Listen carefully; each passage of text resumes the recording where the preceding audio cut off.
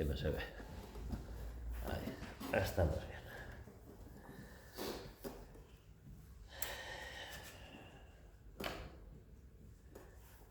Vamos allá.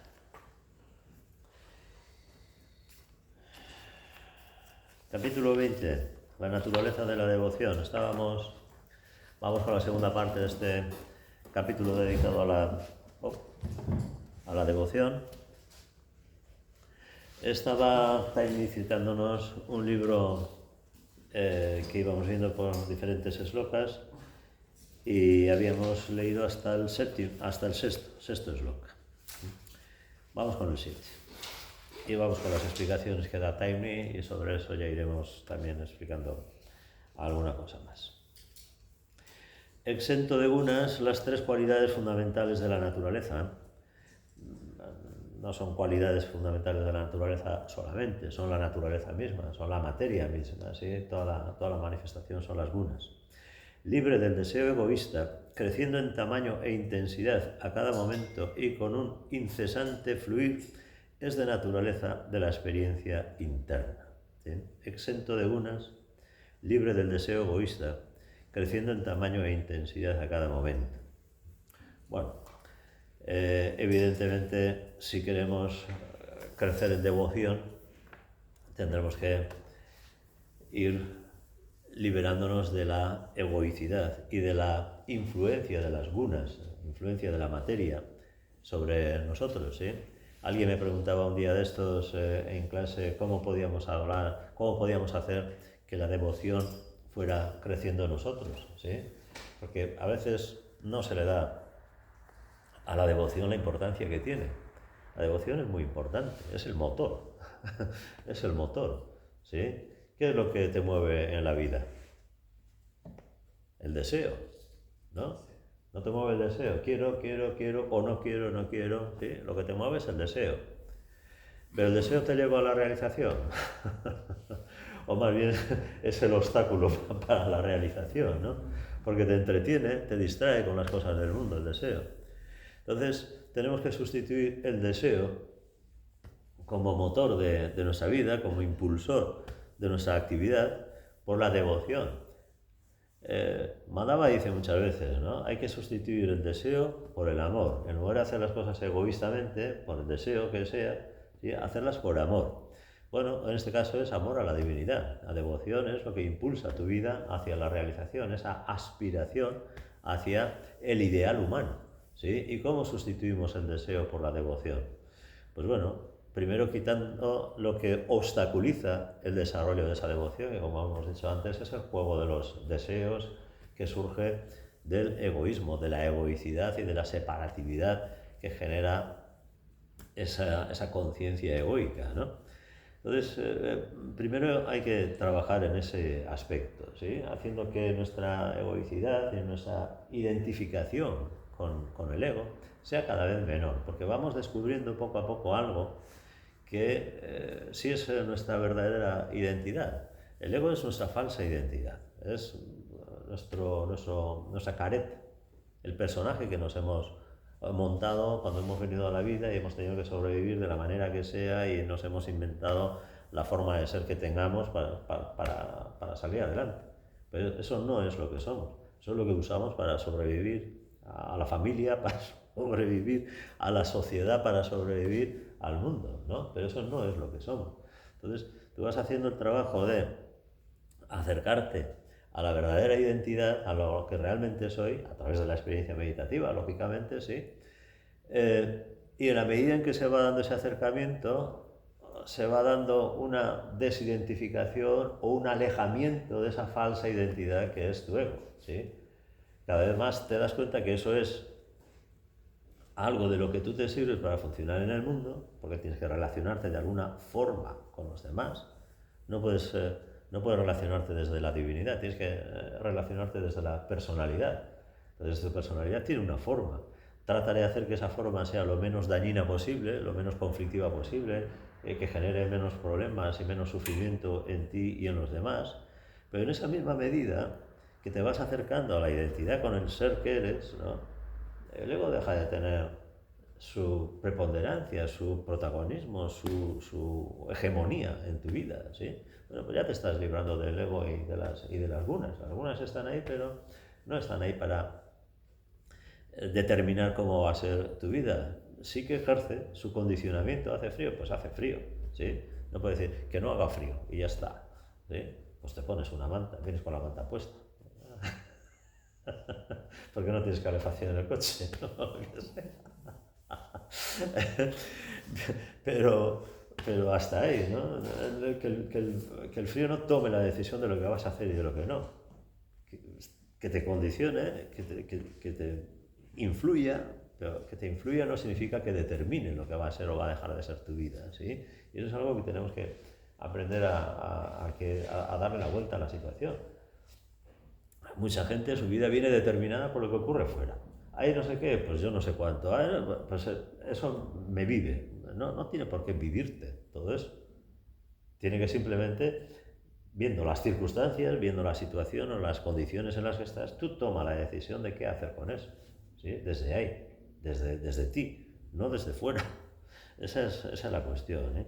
Libre del deseo egoísta, creciendo en tamaño e intensidad en cada momento, ¿no? Bueno, pues, la devoción tiene que ir creciendo en la medida en que vamos haciendo ese trabajo, ¿sí? Porque, insisto, la devoción es el motor, es lo que te impulsa hacia la realización, ¿sí? Él no te va a llevar a la realización, pero es el motor, ¿sí? Un coche sin motor puede ser muy bonito, pero no te lleva a ningún lado. Sirve para ponerlo como ponen en algunas cafeterías, ¿no? Así de decoración, ponen medio coche o así, ¿no? Ya está, pero no te lleva a ningún lado. Hace bonito, pero no te lleva a ningún lado, ¿no? Bueno, pues vamos a ver un poquito más esta cuestión con Taine, ¿sí? Este sutra también busca describir la devoción que un devoto siente hacia lo divino cuando ha alcanzado un grado elevado de unión con él, es decir, una identificación cada vez mayor con el ser que somos, ¿no?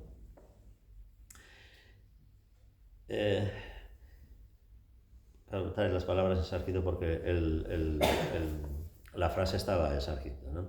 Gunarahitam significa que está desprovisto de gunas o que trasciende las gunas, es lo que hemos dicho antes, ¿no? Las gunas son la materia. Que la materia y las condiciones que te pone la materia en tu vida no sea determinante en tu vida, ¿no? Que tú vayas más allá de esas condiciones, ¿no? En el sutra que veremos a continuación, el 56, el siguiente, se habla de las etapas inferiores de Bhakti. Veremos que este Bhakti inferior es rayásico, tamásico y sádvico. Rayásico, tamásico y sádvico son las tres distintas gunas. Rayásico es lo que te mueve, tamásico es lo que te frena y sádvico es lo equilibrado, es lo puro o lo equilibrado, ¿sí? En la vida nos movemos entre el movimiento y el parón, el movimiento y el parón. Muy pocas veces estamos en equilibrio, ¿sí? Paramos cuando estamos muy cansados, pero estando parados no aguantamos demasiado tiempo y nos tenemos que mover. El cuerpo nos impulsa al movimiento, pero al movernos nos cansamos y volvemos a pararnos y así sucesivamente, ¿sí? Así sucesivamente. Bueno, pues hay que aprender a moverse en la vida, pero equilibradamente, sin ir de un extremo a otro. Y que tiene un objetivo ulterior en perspectiva. No busca la divinidad por la propia divinidad y por lo tanto se clasifica en segundo término. La clase más elevada de bhakti o devoción a la que se refiere este sutra está por encima de las gunas, o sea, libre del condicionamiento de la conciencia que resulta de la asociación con las gunas. ¿Qué es la conciencia que resulta de la asociación con las gunas? Pues la conciencia identificada con la personalidad, el poco yo, el yo inferior, ¿sí? Que es lo que casi todo el mundo tenemos hasta que vamos desarrollando una conciencia del ser que somos, mediante la experiencia meditativa, ¿sí? Mientras tanto, ¿con qué te identificas? Yo soy hombre, yo soy mujer, yo soy catalán, yo soy africano, yo soy eslovaco, rumano. ¿Algún rumano aquí en la sala? ¿Hay algún rumano? Yo conozco un rumano muy simpático. Todos los motores marinos del Morrazo los arregla él y sus compinches. El rumano. Sí, le tengo mucho cariño. Bueno, pues eso, la conciencia asociada a las dunas es el ego. ¿Sí? Y tenemos que poco a poco liberar la conciencia de esa asociación, ¿no? Para que se vaya identificando con el ser, con la divinidad que hay en nosotros. Kamarajita significa que está libre del egoísmo de los deseos inferiores. Kamas son los deseos, kamas con K de kilo. Y que está motivado por el amor puro, esa atracción de los fragmentos por el todo, del cual ya se ha hablado antes. Como sea, que ya he tratado este punto en sutra anterior, no necesito volver sobre ello de nuevo. Kamas hemos dicho que son el juego de los deseos, ¿no? El juego de los deseos es lo que nos impulsa hacia esto, hacia el otro, hacia lo de más allá, ¿sí? Pero cuando tú vas descubriendo que hay algo superior a lo que los deseos te pueden ofrecer, ¿qué ocurre con los deseos? Pues que ya no tienen tanta fuerza.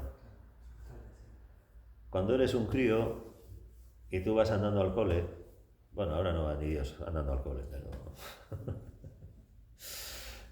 antes cuando íbamos andando al cole y veías que tu hermano iba en bici, ¿qué es lo que querías?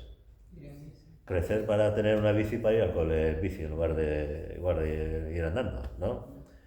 Y cuando creces un poco y tienes una bici, ves a tu hermano mayor que ahora en lugar de bici va en moto, y dices tú, joder, la bici, pues si tuviera una moto llegaría antes, no iría más lejos, ¿no? Entonces quieres una moto, ¿no? ¿Sí? Y cuando vas en moto y te mojas con la lluvia y como que hace un frío del carajo, joder, moto, no ni me imagino. He visto a un vecino mío sacar la moto, yo digo, ¿vas a sacar la moto? ¿Cómo que con el frío que hace? Es que no llueve, digo, vale. Cuando llueve es peor. ¿No? Pues claro, quieres ir en moto, pero y cuando llueve, pues ya quieres ir en coche. Y luego, ¿qué quieres? Un avión. Y luego, un cohete espacial. ¿Qué quieres? Con el deseo ocurre eso. Siempre hay algo mejor que quieres, ¿no? Siempre hay algo superior a lo que te va a tentar y a lo que quieres llegar, ¿no? Con la divinidad ocurre eso, ¿no? Porque tienes eso y más arriba no hay nada. Entonces, ¿qué es lo que quieres? Lo más de lo más. Y todo lo demás, pues ya no tiene importancia. Cuando tienes una moto, ¿miras a la bici? No, no miras a la bici. Cuando tienes un coche, ¿miras a la moto? Bueno, el vecino sí.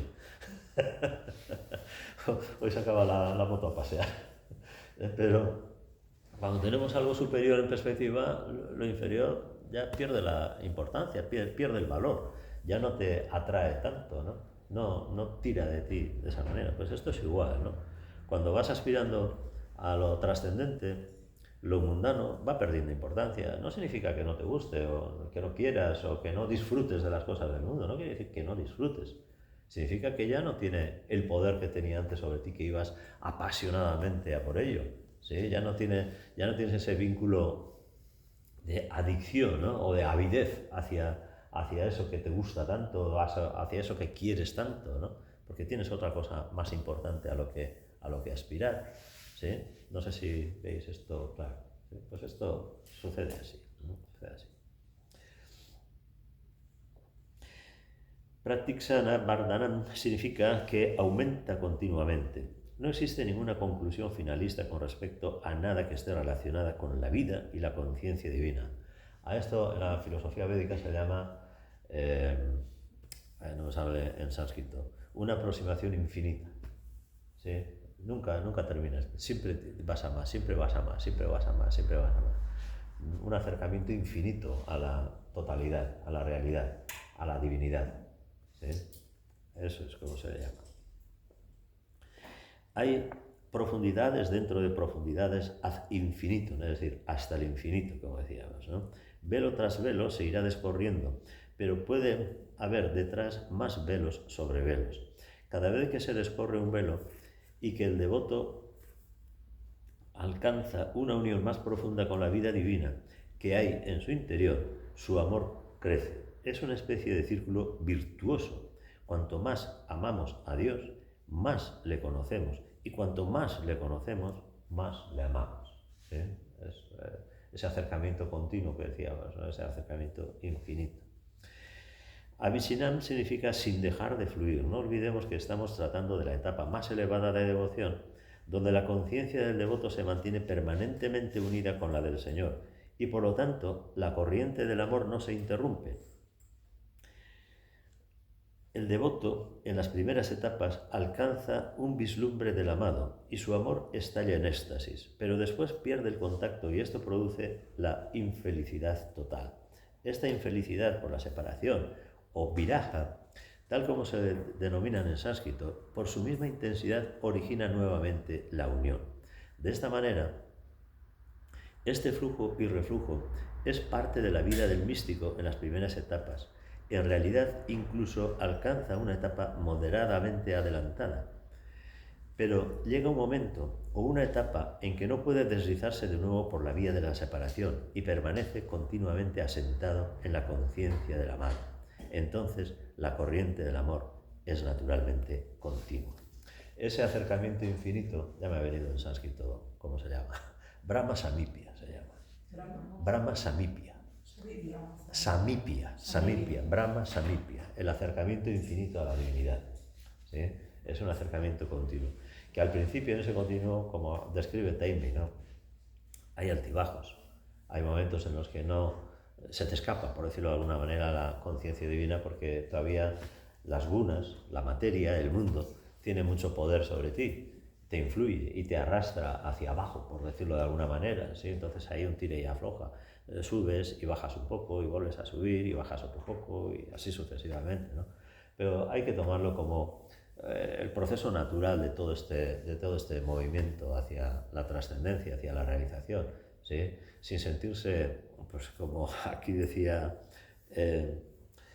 la infelicidad total. No, si comprendes cómo es el proceso, lo aceptas como parte del juego en el que todo esto se desarrolla y sigues haciendo tu esfuerzo, sigues haciendo tu trabajo para desarrollar infinitamente ese acercamiento hacia la divinidad, ¿no? Que haya momentos en los que la conciencia mundana invada o de alguna manera influya, entre en tu vida, bueno, pues que entre, pero ya no es lo que tiene la sartén por el mango, ya no es lo que lleva la rienda de tu vida, ya no es lo que determina lo que vas a hacer o todo. De vez en cuando te influye y ya está, y cada vez te influirá menos y listo, sin más, ¿no? Sukshmataram significa más sutil y a un nivel más profundo. Tal como se ha expuesto anteriormente, en las etapas adelantadas de la devoción, el amor fluye por un canal muy profundo y de esa manera no encuentra expresión en los vehementes síntomas externos ni en la pérdida del equilibrio como ocurre en las primeras etapas. Un río poco profundo hace mucho ruido y fácilmente inunda sus orillas, pero un río que discurra por un lecho muy profundo no hace ruido y no inunda sus orillas.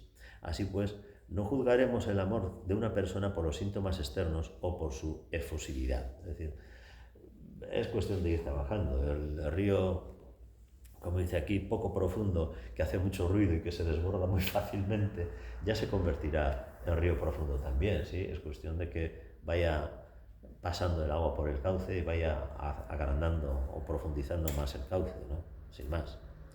Luego, la última fase, Anubhava Rupam, significa que este amor que discurre a nivel más profundo es de naturaleza de la experiencia, no es una emoción, ni un pensamiento, ni siquiera una percepción de la mente superior o buddhi, es un despertar de la conciencia, un despertar de la vida y de la conciencia divina en el centro de la conciencia del individuo. Este despertar de la conciencia es el resultado de la fusión de los dos. Es decir, lo que tantas veces explicamos en el yoga cuando hablamos de la meditación también, que la conciencia individual se funda en la conciencia universal. ¿Qué ocurre con el río Lagares cuando llega a San Mil y termina en la ría de Vigo? ¿Desaparece el río Lagares? No, sigue estando ahí. Lo que pasa es que ahora ya no es el río Lagares, es la ría de Vigo, es el océano Atlántico, es el agua del universo, ¿sí? Es todo uno. Pero claro, aquí cuando pasan al lado del estadio Balaidos se llama río Lagares, ¿sí? Porque está entre unas calles, unas casas, unas fábricas, el estadio de fútbol pasa por debajo del estadio de fútbol, etcétera, ¿sí? Bueno, por debajo del estadio de fútbol no, pero al lado, ¿no? Al lado. A ver, el urbanismo, ¿dónde está el urbanismo? No está. Eso sí sabe por dónde van todos los cauces y todas las cosas, todos los cables y todo. Pero es una fusión de conciencia todavía con suficientes vestigios de dualidad o sentido de separatividad, para hacer que el devoto sienta la dicha del amor. Es evidente que cuando dos se funden conjuntamente y por completo en un estado de conciencia perfectamente integrada, no puede existir ningún amor en el sentido ordinario, porque el amor es el resultado de la relación entre el amante y el amado, y cuando el amante y el amado se han convertido en un único estado perfectamente integrado, el amor desaparece y solo puede quedar Ananda. ¿Qué es Ananda? La dicha. Dicha, la felicidad absoluta, más allá de la felicidad, ¿no? La dicha, sí. Por eso los devotos de las escuelas Vaishnava no quieren llegar a estar unidos completamente con el Señor. Están rogando constantemente a su Señor para que puedan permanecer suficientemente separados para tener la dicha de sentir el amor divino que es el objetivo de sus vidas. Eso es adicción al amor, al amor sagrado, al amor. Entonces se mantiene la dualidad, pero esa no es la finalidad. La finalidad del ser humano es fundirse con la conciencia universal, la conciencia individual, la conciencia cósmica, ¿no?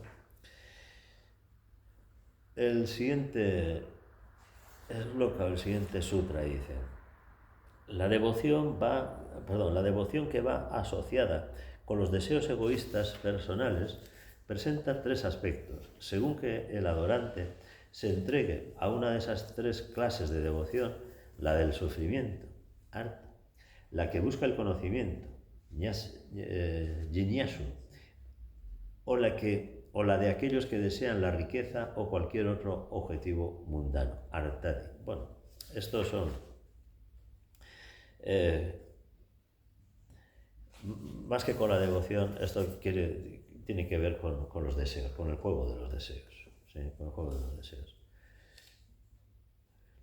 El siguiente sloka dice: los verdaderos devotos son aquellos que solo tienen un fin en perspectiva o que son leales a ese fin, ¿sí? Claro, en el sutra anterior hablaba de los que aspiran a las cosas del mundo, a las cosas relacionadas con el funcionamiento del mundo. Este sloka 9, que en el libro que cita es el 67, pero aquí con los que ha sacado este Taimni es el 9, ya apunta hacia lo más elevado, hacia lo divino. Estos dos sutras, el anterior y este, señalan la diferencia entre las dos clases de devotos. Los que pertenecen a la primera clase son devotos del Señor, pero tienen un fin ulterior en perspectiva, y su decisión está contaminada en grados distintos con estos deseos egoístas personales. No aman a Dios por Él mismo solamente, sino que le aman para conseguir un beneficio personal por medio de su gracia. ¿Os suena eso de San Antonio, que mi hijo apruebe los exámenes? ¿Sí? O lo que sea. ¿Sí? ¿Son devotos de San Antonio? No, son devotos de que su hijo apruebe los exámenes. Hay un deseo personal, egoísta. ¿Sí? Utilizan la devoción a lo sagrado para conseguir objetivos mundanos, objetivos materiales, ¿sí? Por lo tanto, son devotos contaminados, por decirlo de alguna manera, por el egoísmo, por la egoicidad. No son, Por el interés que queda. Claro, el interés personal, el interés egoísta, ¿sí? Egoísta y muy egoísta además, porque quiere para su hijo, no para el hijo de la vecina. Porque el hijo de la vecina también tendrá derecho a que apruebe los exámenes, ¿no? ¿O qué? El San Antonio no puede ayudarle al hijo de la vecina a que apruebe. Relaciones circunstanciales. Claro, sí, personal, egoísta, está contaminado por el egoísmo, ¿sí?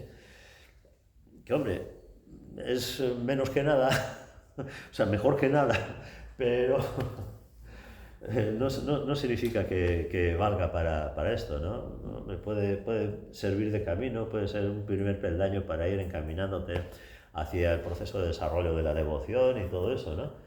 Pero bueno, no hay que quedarse ahí, no vale quedarse ahí, no vale quedarse ahí.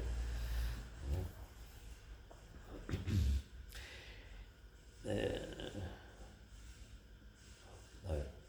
Los devotos que pertenecen a la segunda clase no tienen absolutamente ningún fin egoísta en perspectiva. Le aman porque no pueden evitar amarlo, ¿sí? No pueden evitar amarlo. Es la vida de su vida, el centro de su misma conciencia, que les atrae irresistiblemente, misteriosamente y delicadamente hacia él, y ellos no pueden más que entregarse por completo a esa irresistible llamada. No hay un motivo ulterior, solo el gozo de amarle a él. No hay ningún otro deseo que no sea el deseo de encontrarle a él y de convertirse en uno con él. ¿Puede la madre que ama a su primogénito y que está dispuesta a sacrificarlo todo por él decir por qué le ama? ¿Puede la amante que se ha enamorado locamente de otro y que por lo mismo se olvida de su propio bienestar y de sus deseos decir por qué ama a su amado? Y sin embargo, estos amores en las relaciones humanas, no lo olvidemos, son solo un reflejo de reflejos. Están basados en gran parte en anteriores relaciones de vidas pasadas, aunque detrás de la relación también hay un lazo espiritual que une un fragmento del todo con otro fragmento del todo, además de la afinidad entre las mónadas que las lleva a reunirse en sus vidas, en los mundos inferiores, como anticipación y preparación para su amorosa colaboración en las vastas representaciones en las que tendrán que tomar parte en un lejano futuro. Si los reflejos de los reflejos pueden evocar temporalmente un grado tan elevado de entrega de sí mismo en los seres humanos corrientes sumergidos en las ilusiones e intereses del mundo inferior, ¿pueden ustedes imaginarse cuál debe ser la naturaleza y la intensidad de esa entrega desinteresada y de esa devoción que el devoto siente cuando se ha elevado por encima de las ilusiones y limitaciones ordinarias de la vida para ofrecerse él y su amor sinceramente a los pies de su Señor? Pues es inimaginable, sí, inimaginable. A estos devotos son a los que aluden el segundo de los sutras arriba mencionados. ¿Sí? Hemos leído el 8 y el 9. El 8 es el de los deseos materiales, el 9 es el de la aspiración al ideal, ¿no? Ese Brahma Samipya que antes decíamos, ¿no? El primero de estos dos sutras, que se refiere a los devotos de la segunda clase, cuyos motivos no son totalmente desinteresados, es importante, no porque nos facilite el clasificarlos satisfactoriamente, sino porque dirige nuestra atención hacia las etapas inferiores de devoción. Suscita una serie de cuestiones con relación a esas etapas inferiores de la devoción que debemos tratar de comprender, de manera que podamos ser capaces de utilizarlas como escalones para elevarnos cada vez más altos hasta que trascendamos esas etapas y alcancemos el nivel de devoción al que se alude en el segundo sutra. Es lo que os decía antes, ¿no? Los deseos y los quereres que tenemos en nuestra vida cotidiana, tanto a las cosas como a las personas o a los, yo qué sé, a las personas de cuatro patas y peludas que nos acompañan a veces también, ¿no? Pues no son más que un entrenamiento, por decirlo de alguna manera, para que podamos aspirar a lo más elevado, ¿sí? Son un entrenamiento, son una práctica. Es como cuando vas a aprender a conducir y vas con el coche por donde hay poco tráfico, ¿no? Porque si te metes por Plaza América el primer día que coges el coche, pues te puede dar cualquier cosa. La puedes liar. Sí, sí. Yo una vez me quedé clavado en medio de la Plaza América. Clavado, ¿eh? Clavado. El primer día no. El segundo día, que tenía un coche automático, sin cambio, le di al cambio, me quedé clavado en medio de la Plaza América. ¡Pah! Con una ambulancia, con la sirena puesta por detrás. Digo, joder. Bueno, menos mal que me di cuenta que no hay que tocar la palanca de cambio y puse la marcha y salí, pero... Pues eso, ¿no? Al principio, todo este proceso de aspiración al ideal, pues tiene que irse entrenando, se tiene que ir curtiendo, pues deseando desde lo más material, más básico, más elemental, hasta deseos cada vez más superiores, ¿no? Un deseo que puede servir, o un tipo de deseos que puede servir, así como intermedio entre los deseos materiales y el deseo superior, es el deseo de mejorar como persona, mejorar físicamente, emocionalmente, mejorar tu personalidad, tu forma de estar en el mundo, cuidarte, ese tipo de cosas que no son tan materiales, ¿sí? Como por ejemplo, pues oye, querer un coche, una moto, o comprarte una casa, o un barco, o lo que sea, ¿sí? No son deseos tan materiales, ¿no? Pero, bueno, de alguna manera siguen siendo deseos egoístas, deseos materiales, ¿sí? Pero ya te ponen a otro nivel diferente, ¿no? O procurar mantener la calma en medio del conflicto, en una situación donde la gente vaya empezando a subir el nivel de volumen de la voz, etcétera, ¿no? Y tú mantienes la calma, no subes la voz, etcétera, ¿no? Hacer el esfuerzo por, bueno, pues ya estás haciendo un trabajo que va en una dirección determinada, ¿no? Y es bueno que se vaya dando todo ese proceso, aunque todavía no estemos en la devoción más elevada, ¿no? Pero bueno, vamos caminando en esa dirección. Es un trabajo que ya estamos haciendo. Importante además, muy importante. Antes de tratar de estas cuestiones, consideramos en primer lugar las 3 subdivisiones de devotos que pertenecen a la segunda clase. En este sutra las subdivisiones son meramente insinuadas. Para tener una idea mejor de estas subdivisiones podemos citar los slokas 16, 17 y 18 del capítulo 8 del Bhagavad Gita. No hemos llegado todavía a ese capítulo en el Bhagavad Gita que estamos leyendo los miércoles, ¿no? Todavía no hemos llegado. Los devotos se dividen en el sloka 16 en las siguientes clases. Aquellos que están inmersos en los sinsabores y el sufrimiento y se vuelven hacia Dios pidiendo ayuda en sus necesidades. Dios mío, ayúdame, Dios mío, haz que pueda llegar a fin de mes. ¿Sí? O yo qué sé lo que... Cuando estás enfermo, ¿no? Dios mío, sácame del hospital. ¿No? O cualquier otra cosa, ¿no? Segundo, aquellos que le buscan por el conocimiento inferior o superior, ¿no? Aquellos que quieren tienen una motivación para ir entrando en este mundo de lo espiritual, ¿no? Y ya van buscando el conocimiento que les permita que vayan abriéndose las puertas hacia ese desarrollo espiritual, ¿no? Y está bien tener ese deseo. Incluso en los niyamas se cita, ¿no? El suayaya, la lectura espiritual, en el sentido de ir aprendiendo cosas relacionadas con lo trascendente y con lo espiritual. Es un deseo de conocimiento, pero no es un deseo de conocimiento igual que el que quiere saber con quién has llegado a casa la vecina esta noche, ¿no? No es el mismo deseo, también es conocimiento, pero ese conocimiento te sirve para el día siguiente estar hablando con la otra vecina, oye, mira, que fulanita, no sé qué, eso cuánto, ¿no? Paliar, sí. Bueno, que de eso sabéis mucho, ¿verdad? Pues también es un deseo de conocimiento, pero no es el mismo conocimiento, ¿no? No es el mismo conocimiento.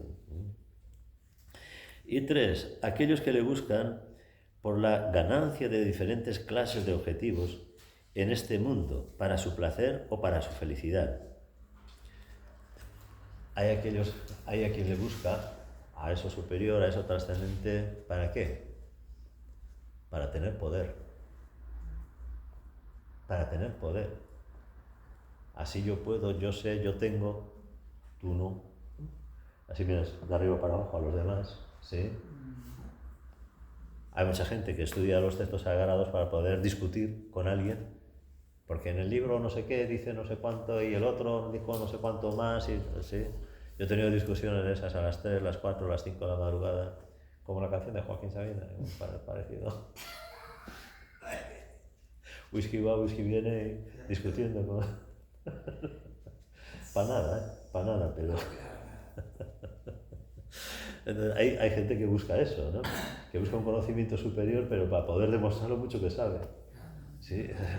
Pues no, tampoco vale mucho eso, ¿no? Tampoco vale mucho eso. Y finalmente están aquellos sabios que le buscan por él mismo y no por ningún otro motivo, ¿no? Esta clasificación está basada en la doctrina hindú de las gunas, que no necesitamos discutir ahora. Ya veremos cuando hablemos en el Bhagavad Gita de esto, ya lo veremos, ¿no? Cualquiera que desee profundizar en esta cuestión con mayor detalle puede leer la estancia número 14 del Bhagavad Gita. Ya llegaremos ahí. ¿Sí?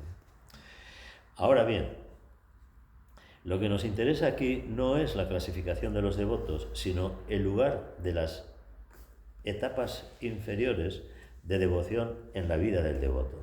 Porque prácticamente todos nosotros hemos de partir de la etapa más inferior y hemos de ir labrando nuestro camino ascendente a través de las diferentes etapas hasta la etapa superior a la que se alude en el segundo sutra. Durante mucho tiempo hemos de permanecer en la etapa inferior del Gauni Bhakti y por lo tanto trataremos de entenderla y utilizarla para aumentar la intensidad de nuestra devoción y para liberarla del tinte de egoísmo. Observarán que en el Sloka 18 de la estancia 7, Krishna, el Bhagavad Gita, Krishna no habla despectivamente de las tres clases de devotos de la etapa inferior. Les llaman nobles, pero naturalmente llama a los devotos de la cuarta clase los sabios que le adoran por puro amor, los más queridos por él. No dice que no atenderá la llamada de aquellos que le buscan por el conocimiento, o de aquellos que en su aflicción se vuelven hacia él en busca de ayuda, ni siquiera de aquellos que no le buscan. De hecho, la indiferencia divina se basa en eso, ¿no? La atención a todos y el velar para que todos alcancen la realización. Ahora, de todos los que le buscan y aspiran a alcanzar esa realización, los más queridos por él, pues los más queridos no significa que tenga preferencia de unos sobre otros, sino simplemente que están más cerca. ¿Por qué están más cerca? Porque solo le buscan a él, no a todas las demás cosas que hemos dicho antes, ¿no?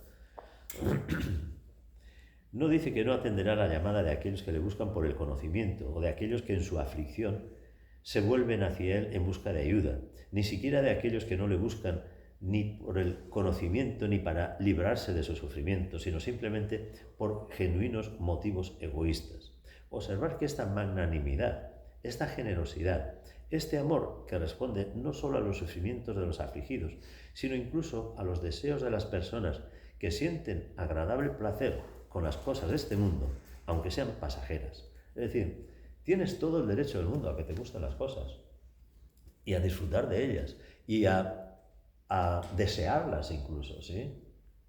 Pero no te quedes atrapado ahí, no te quedes atrapado ahí.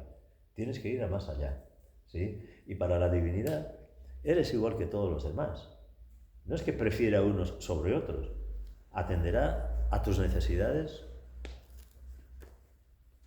en la medida en la que tú realices el esfuerzo por conseguir esas necesidades. Ya sabéis que las cosas se consiguen por necesidad. Os ponía esta semana, me parece, un texto de Madhava acerca de esto, ¿sí? Todo lo que ocurre porque es necesario, ¿no? Y tú, si quieres que ocurra en tu vida, haz que eso sea necesario y ya se dará las circunstancias y las condiciones para que eso que tú haces, que sea necesario que ocurra en tu vida, se dé. Ahora, si tú no haces que eso sea necesario y tienes el foco puesto en otras cosas, pues lo que se van a dar son otras cosas, no este acercamiento infinito a la divinidad, a la realización. ¿Sí? Se darán otras cosas. Igual conseguirás el coche de tus sueños o la casa de tus sueños, como esto parece un anuncio, ¿no? La casa de tus sueños. ¿No parece un anuncio eso? Sí. Pero no vas a conseguir Ananda. En la casa de tus sueños no está Ananda, ni en el coche, ni en la moto, ni en el cohete. No, está Ananda. ¿Sí? Ananda está dentro de ti. Y tienes que buscarlo ahí, dentro de ti. ¿Sí? Está bien que quieras una casa, un coche o lo que sea, pero busca... ¿Cuál es el primer mandamiento de los mandamientos? Amarás a Dios tu Señor por encima de todas las cosas y a todos los seres, ¿sí? Y al prójimo como a ti mismo, el segundo mandamiento, ¿sí? Si tienes esos dos ya tienes todo. Pero claro, nos perdemos por el mundo, nos perdemos.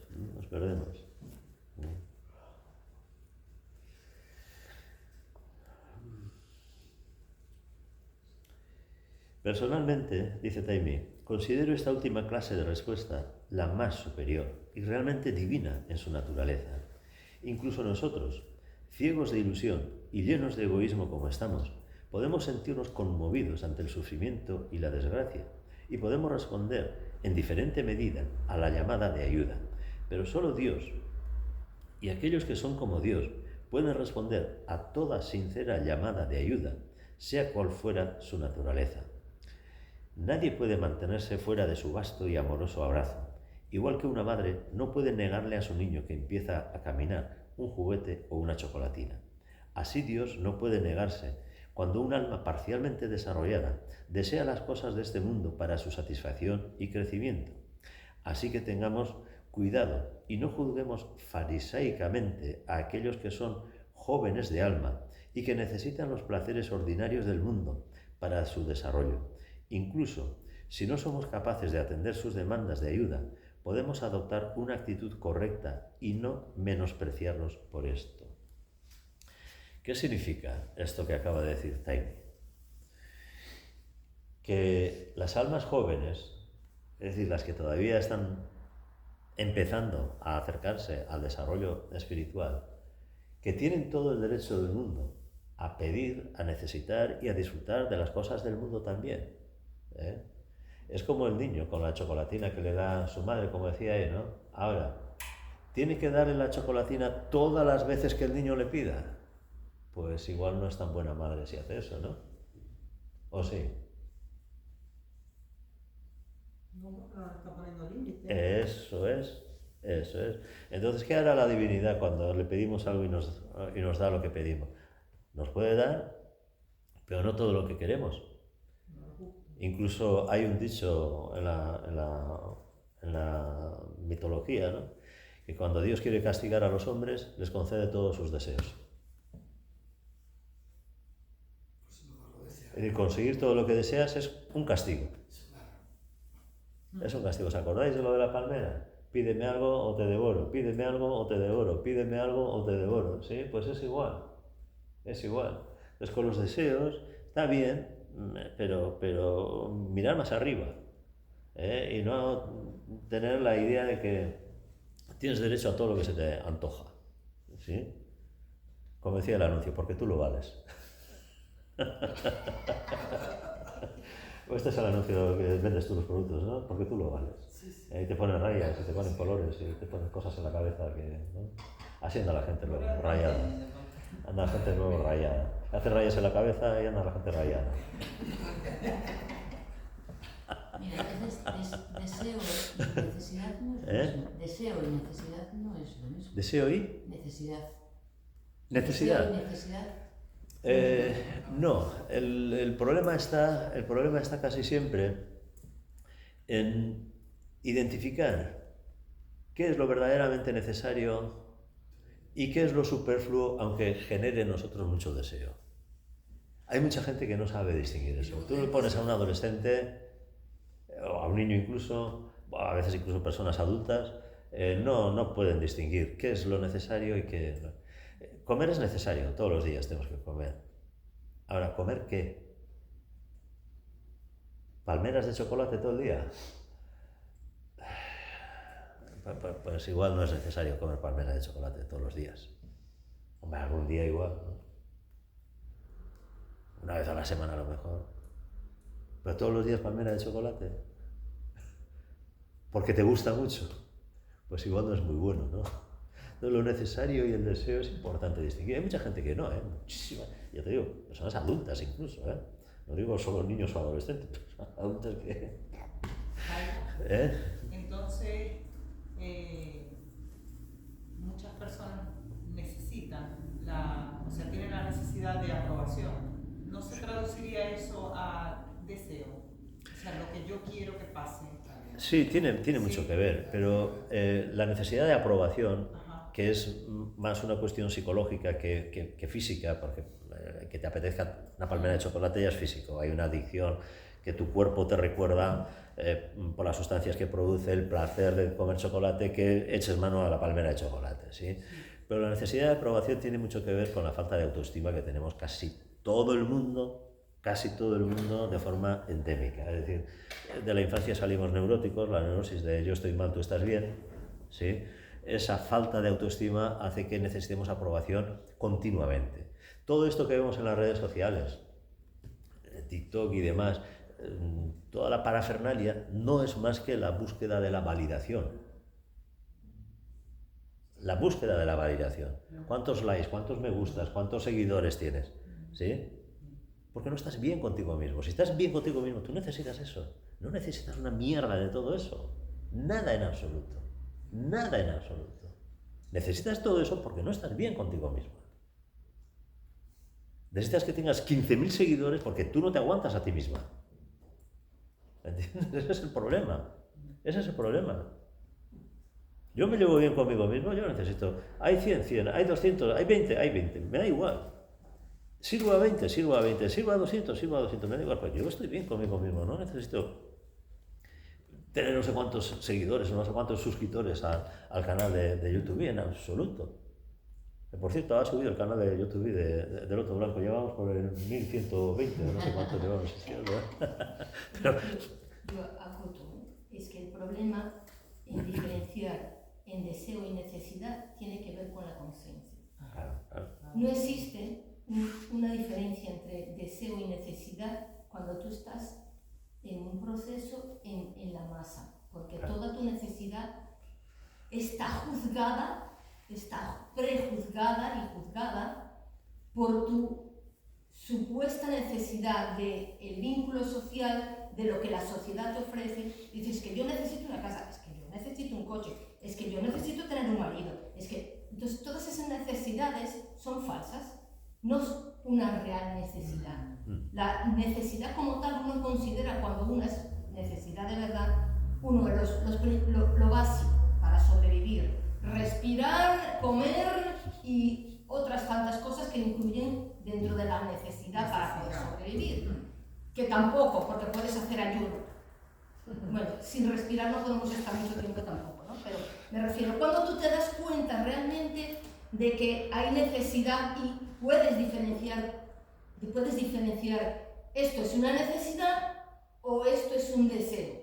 Cuando ya tienes un nivel de conciencia para poder distinguir. Lamentablemente es así. Sí. Si no, jamás te vas a dar cuenta, porque esa parte no nos la tenemos trabajada y confundimos lo que consideramos necesidad porque necesito tener un trabajo. No necesitas tener un trabajo. A lo mejor la vida te da una sorpresa y te llegan las circunstancias. Económicamente el dinero y las cosas a través de otra persona, o no necesariamente tienes que tener un trabajo o lo que sea, porque a veces no es necesariamente el trabajo el que te da el beneficio, ¿sí? Entonces, ¿cuándo es necesidad y cuándo es deseo? Cuando tu conciencia aprende a distinguirlos. Si no eres capaz, tú no eres capaz de diferenciar cuál es el deseo, porque inclusive la propia necesidad está generada por el propio deseo, que es lo que decía, la parte social te incita de una manera a que tú tengas necesidad. Es lo que se dice aquí en Sanatana Dharma. Quieres algo, crea la necesidad para que eso te dé. No quieres que pase esto, elimina la necesidad de eso para que desaparezca. Pero eso es meramente egoico. O sea, ya digo, solo con conciencia puedes darte cuenta de que cuando algo es una necesidad o cuando es un deseo. Oye, una enfermedad, una necesidad, evidentemente. ¿Y cuando esa necesidad no se da?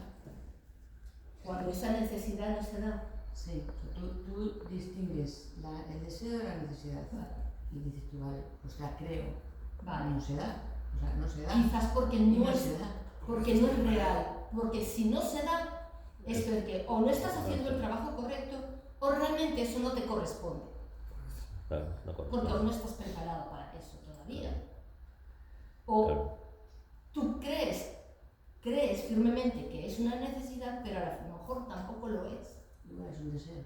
A lo mejor está disfrazada de necesidad, pero es un deseo. Es un deseo. Porque aparte de eso hay otra cosa. Cuando tú tienes una necesidad, y eres consciente, tú te tienes que plantear, vale, tengo esta necesidad, ¿cómo lo resuelvo? ¿Cómo la logro? Y entonces tiene que haber un planteamiento coherente para lograrlo. Si no es coherente, pues tampoco se va a dar. O sea, mira, voy a resolver esto, mira, me fumo un pito de marihuana y ya está.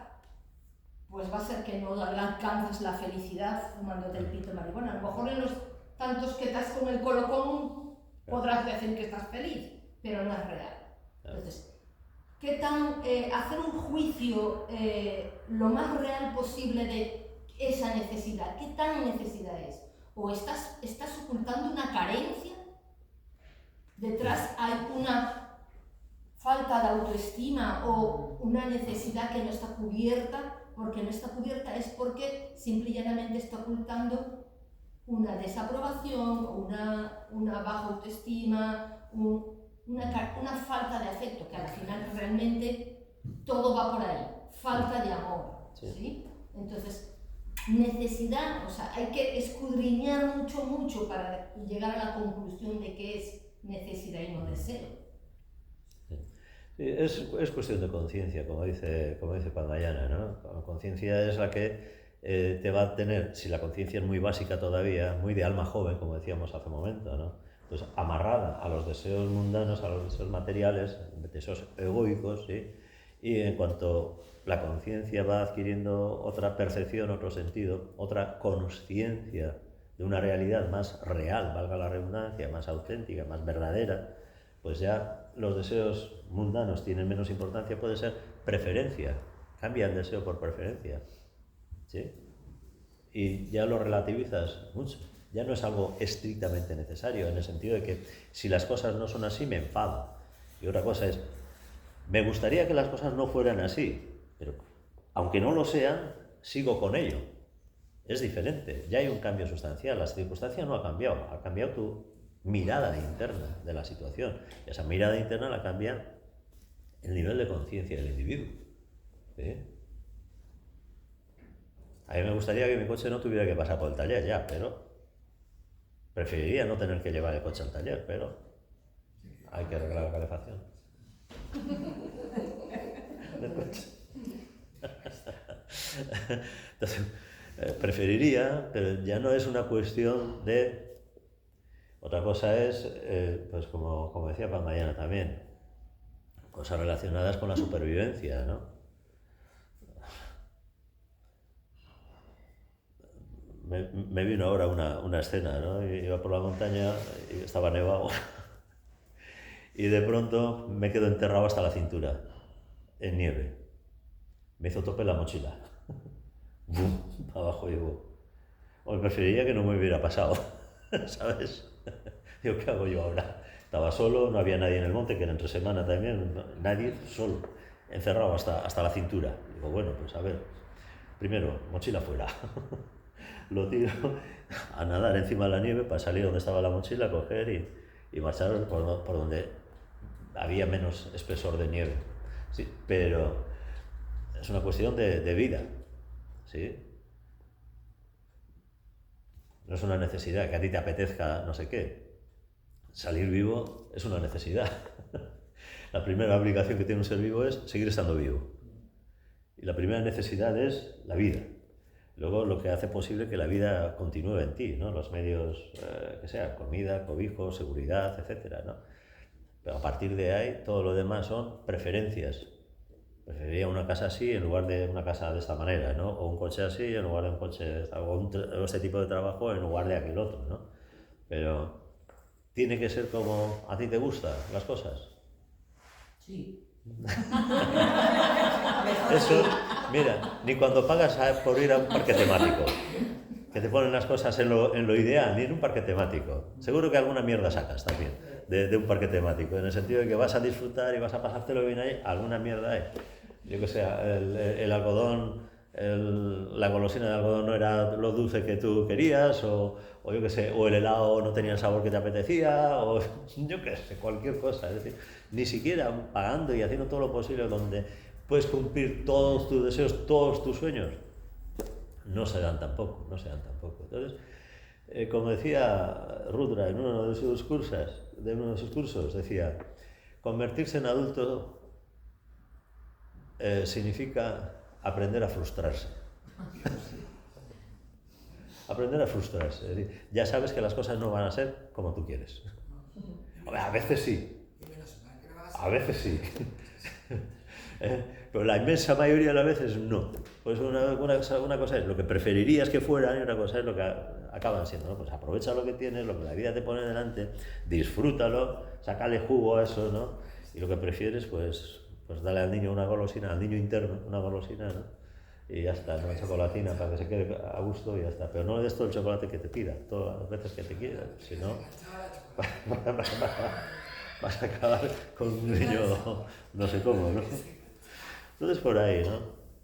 Y es difícil, claro que es difícil, claro, y sobre todo en esta sociedad y en estos tiempos, ¿no? en los que pues, el sistema, la publicidad, el mercadeo, etcétera, pretende que sigamos siendo niños en lugar de adultos, ¿sí? Pues mucho más, ¿no? Jugando con tus deseos, con tus caprichos, con tus apetencias, etcétera, todo el tiempo, por todos lados, bombardeándote continuamente con todo, ¿no?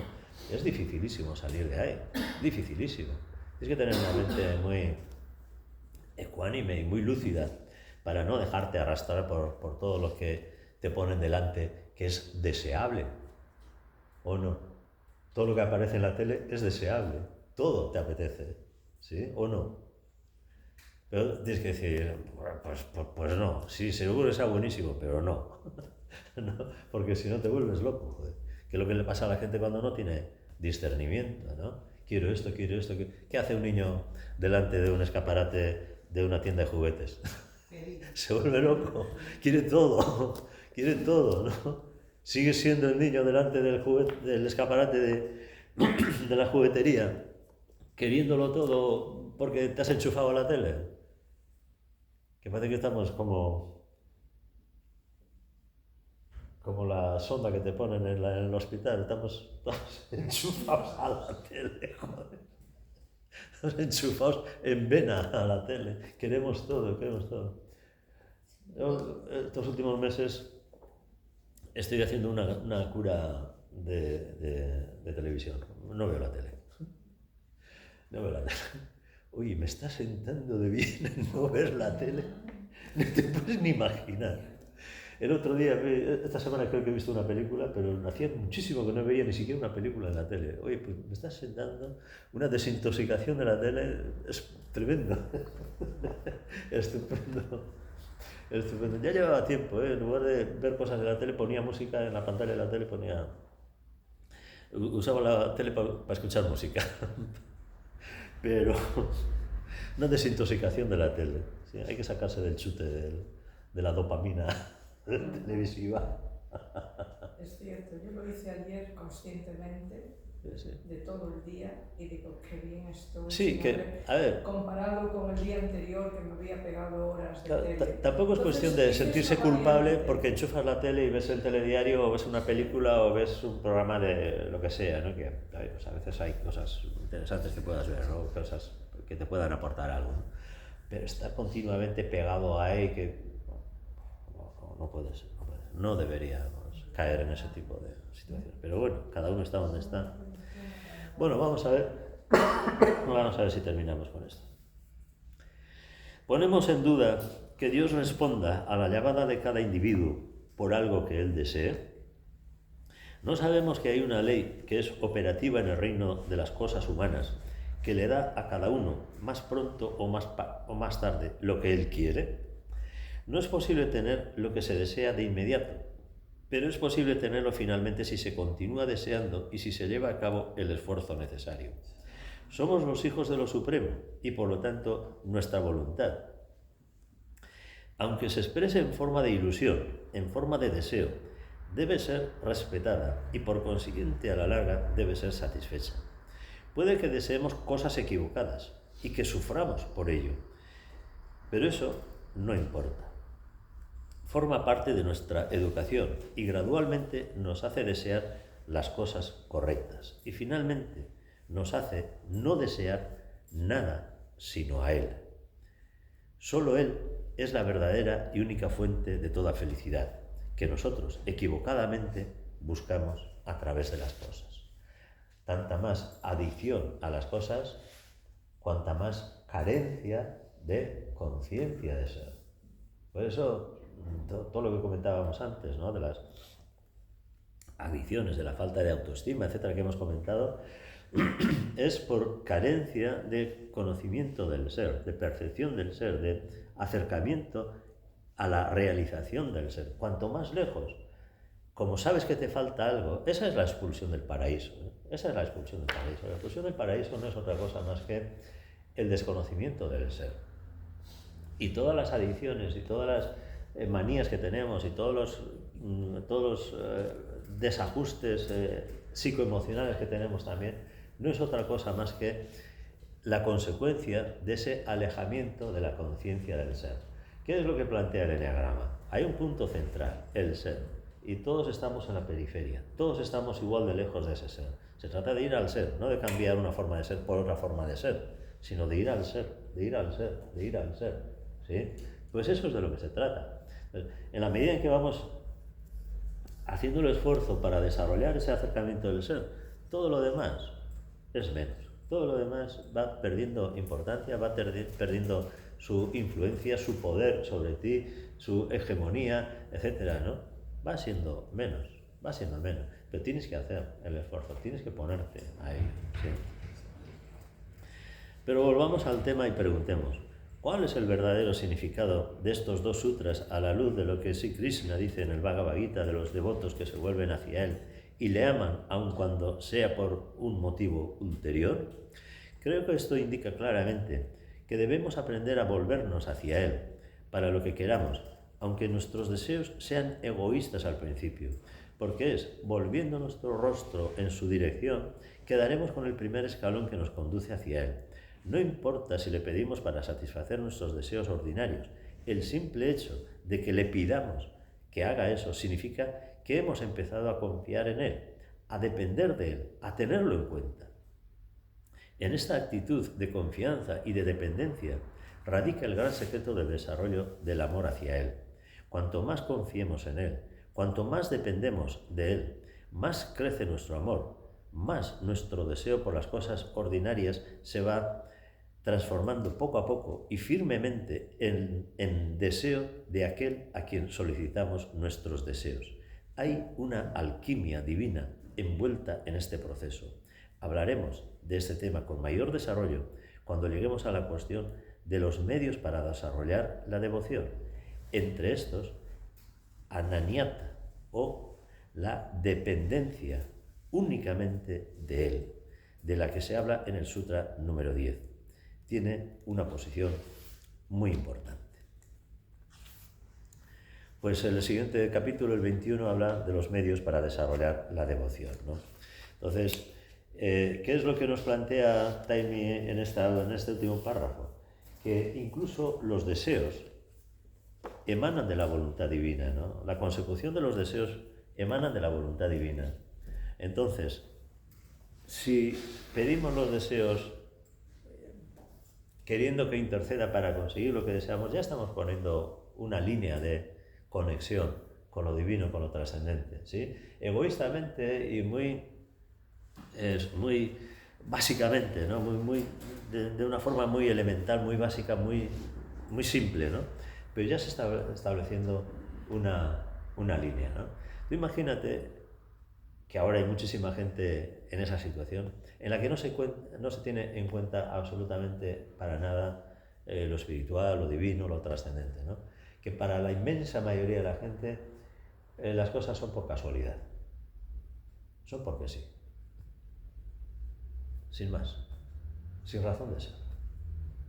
¿Qué sentido tiene la vida de esas personas? ¿Ir tirando hasta que se te agote la pila o cómo es el tema? No tienen nada que hacer. A ver lo que pasa hoy. Como si no tuviera nada que ver con la realidad, si no tuviera nada que ver con su vida, como si todo ocurriera porque sí. ¿Sí? A mí me parece, como decía en la película de La princesa prometida, inconcebible. ¿Habéis visto esa película? Hay que ver esa película. La princesa prometida, con música de Mark Knopfler. La princesa prometida. La princesa prometida es el amor, la sabiduría, la realización. Pero para llegar hasta ahí, tiene que vencer a un gigante que representa el cuerpo físico, a un espadachín.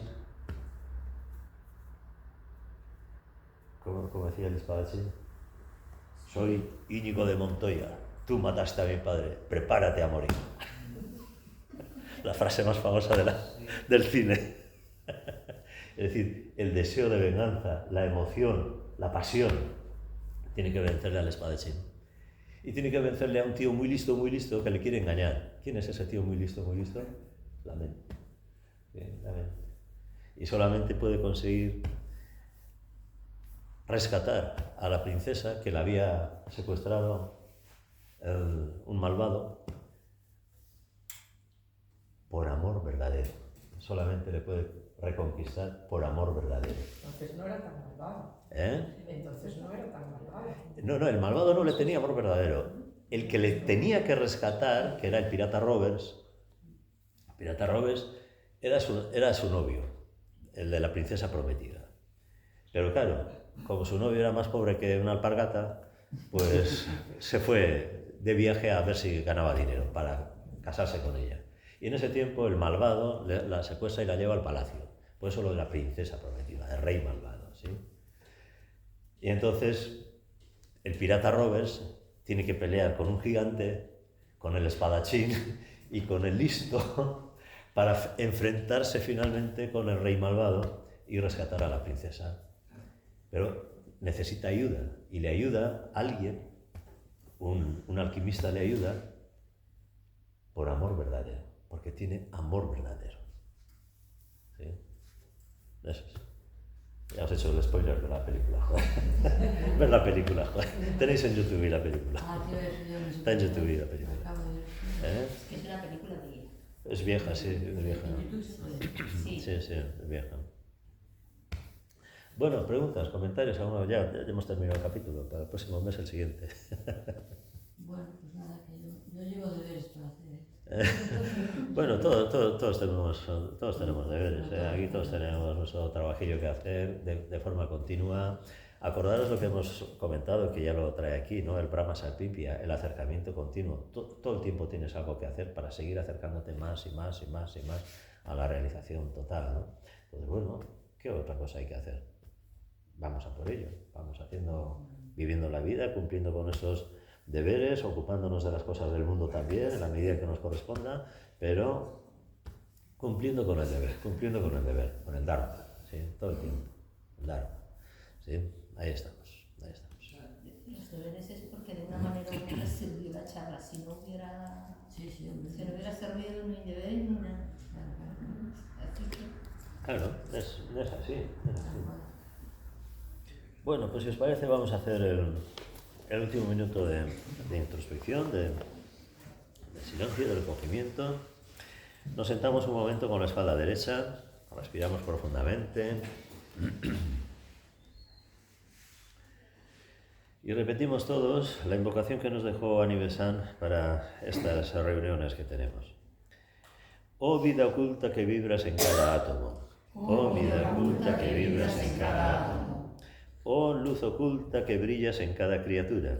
Oh luz oculta que brillas en cada criatura. Oh amor oculto que todo lo abarcas en la unidad. Oh amor oculto que todo lo abarcas en la unidad.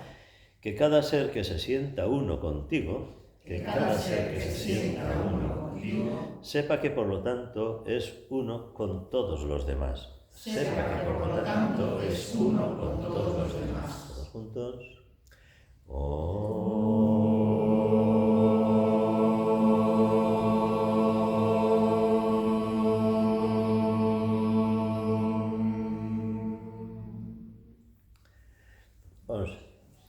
Pues como siempre, gracias por estar, por venir, por participar, por acompañarnos en este trabajo, también los que estáis ahí al otro lado de la pantalla. Así que seguiremos con estas cosas el próximo mes.